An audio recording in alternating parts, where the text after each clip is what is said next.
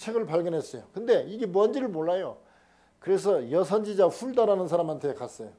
예복을 주관하는 살롬이라는 사람의 아내였는데 이 훌다는 영이 맑았어요. 여자 선지자인데 그걸 보더니 야 이 바보들아 이게 바로 이게 하나님의 말씀 성경책이다 율법책이다 라고 얘기한 거예요. 오늘 설교 제목이 뭡니까? 부엌에서 솥을 발견한 사건. 부엌에 당연히 솥이 있죠. 근데 부엌에서 솥을 발견했다고 이게 솥인지 뭔지 모르겠다고 하면 그게 제대로 부엌을 아는 사람입니까? 성전에서 제사를 지낸 제사장이 이게 뭔지를 몰라요. 여선지자 훌다가 아는 거예요. 이게 하나님의 말씀이다. 그러면서 훌다가 그 하나님 말씀을 이렇게 하면서 예언하기를 뭐라고 하냐면 이 성에 하나님의 진노가 임한다. 그렇게 예언을 하죠. 근데 하나님의 말씀을 들었던 요시야는 그 말씀을 듣자마자 막 옷을 찢으면서 회개하고 눈물을 흘립니다. 그리고 겸비하게 삽니다. 그냥 막연히 하나님을 옛날 섬겼던 사람들의 말들을 듣고 하나님을 잘 섬겨야 되겠다고 생각을 했지만 하나님의 진짜 말씀이 뭔지 몰랐어요. 왜? 이 성전에 이 성경책이 있어도 이 성경책이 뭔지를 모르고 지냈으니까 먼지 사이도 모르고 지냈기 때문에 언제 하나님 말씀 들었겠어요. 선지자가 이게 뭔지를 모르는데 무슨 하나님 말씀을 했겠어요. 그냥 옛날에 들은 대로 좋다고 생각하는 대로 살았지 하나님의 뜻대로 산 게 아니에요.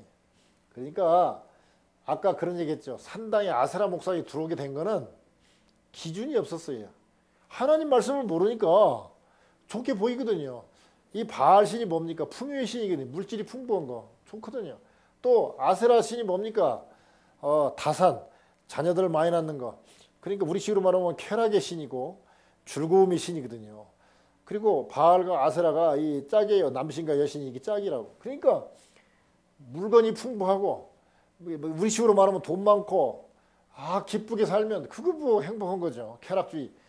그러니까 성전 안에까지 그런 신이 들어오게 된 거지 하나님 말씀을 제대로 알았으면 그런 게 들어오지 않는단 말이죠.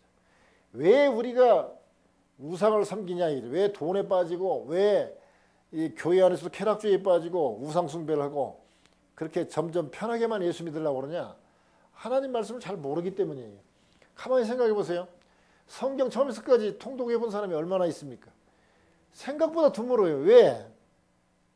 설교를 들어봐야 예화도 많고 설교 들어봐야 성공하는 얘기, 뭐 세상 사는 얘기, 윤리적인 얘기 이런 얘기만 많이 들었지 설교 속에 성경 말씀을 얼마나 많이 읽겠어요? 생각보다 적어요.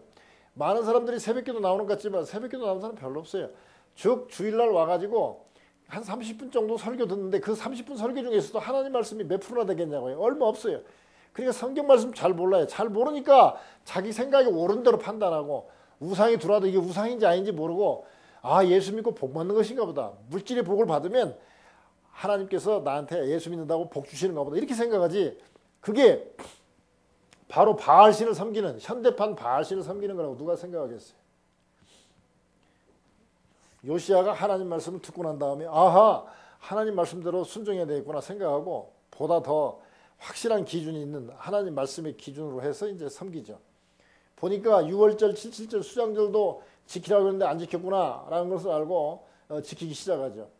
가만히 보면 여호수아 5장에 보면 6월절 지키는 사건이 나옵니다. 근데 그 후로 6월절 지키는 사건이 성경에 안 나와요.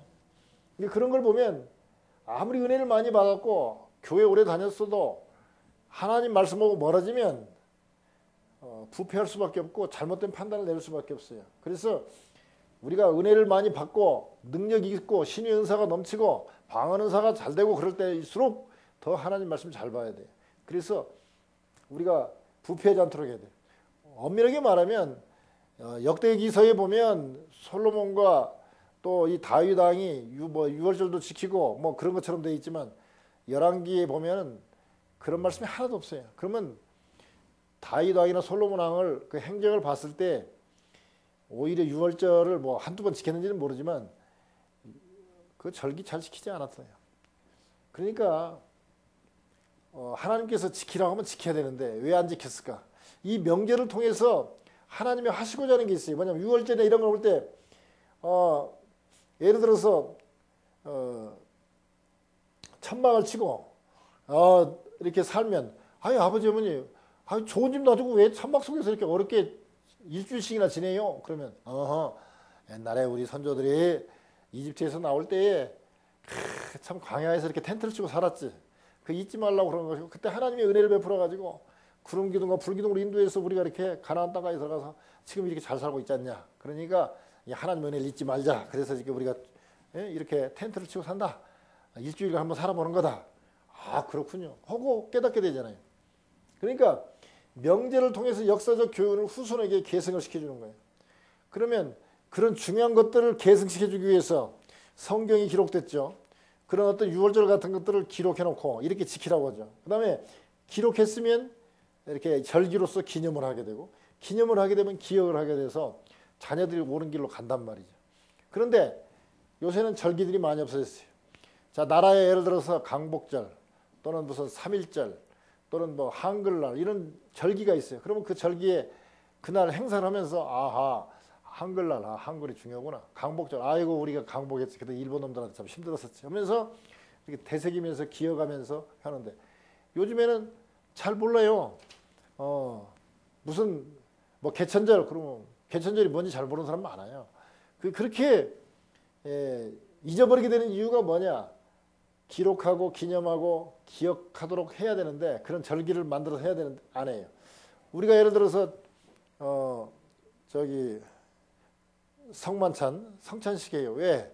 예수님께서 그 기념하라고 그랬거든요. 그래서 성찬식 할 때마다 주님이 우리를 구원해 주시고 깨끗게 하고 천국 보내주신 걸 감사해서 우리가 성찬식 할 때마다 그 참 감격도 느끼고 또 눈물도 흘리고 그럴 때가 왜 그러냐? 그 하나님의 은혜를 생각하니까. 또 우리가 침례 받을 때 침례식을 해요. 그러면 내가 침례 받은 지 오래돼 가지고 이제 별로 구원의 감격도 별로 없고 처음 믿었을 때 그런 게 없었다가 새 신자가 와서 예수 믿고 침례 받는 걸 보면 나도 저렇게 침례 받았었지. 그러면서 그 하나님의 은혜를 생각하게 되는 것이죠. 또 매 7년마다 7년째 초막절에는 성경을 통독하도록 했으나 거의 860년 동안 이 성경 통독을 안 했어요. 그러니 우상이 들어와도 이게 우상인지 아닌지를 모르는 거예요. 그러니까 이 기준이 명확할 때 우리는 그 판단에 흐림이 없이 정확하게 판단할 수가 있어요. 근데 이 성경이 없었으니까 뭐 성경 통독하는 것도 모르고 그렇게 지나온 거예요. 다윗 때, 솔로몬 때도. 그러니 하나님 뜻대로 하나님대로 안 왔으니 그 나라가 망할 수밖에 없지 않겠어요. 그런데 이렇게 이제 요시아가 참 해나가고 있는데 이제 뭐든지 잘 될 때 조심해야 되거든요. 옛말에 호사다마라고 모든 일이 다 좋으면 마귀가 낀다는 그런 얘기죠. 이 요시아가 잘 돼가니까 이제 좀 자신감도 좀 붙었던 것 같아요. 근데 그 당시 어떤 일이 있었냐면 이집트가 저 북쪽에 있는 나라를 쳐들어가기 위해서 이렇게 올라가는 중에 길 좀 비켜주라. 우리는 너하고 싸울 생각이 없다. 그런데 괜히 요시아가 나가가지고 그로 가면 안 된다 하고 중간에 막아서 갖고 싸움을 했어요. 그 장소가 어디냐면 갈그미스라는 곳인데 그 싸움터에서 요시아가 활에 맞아 그냥 힘없이 죽게 됩니다. 그때 나이가 39살이에요. 그러니까 젊지만 근데 어떻게 보면 이렇게 좋은 왕, 훌륭한 왕을 왜 하나님은 데려가셨을까? 아까 그런 얘기 했었죠. 훌다가 얘기할 때 므낫세 또 아몬 때 뭐 이렇게 쭉 잘못을 많이 특히 므낫세 때 잘못을 많이 하니까 이제 이 나라를 갖다가 없애겠다고 했는데 요시아가 너무 잘하니까 하나님은 이미 작정했거든요. 이 망하게 하도록. 근데 요시아가 너무 잘하면 안 되니까 너 이제 그만하고 와라. 그런 뜻으로 고통 없이 그런 재앙이 임하기 전에 요시아를 천국으로 데려간 것 같지 않나. 뭐 이렇게 저는 그렇게 보고 있습니다.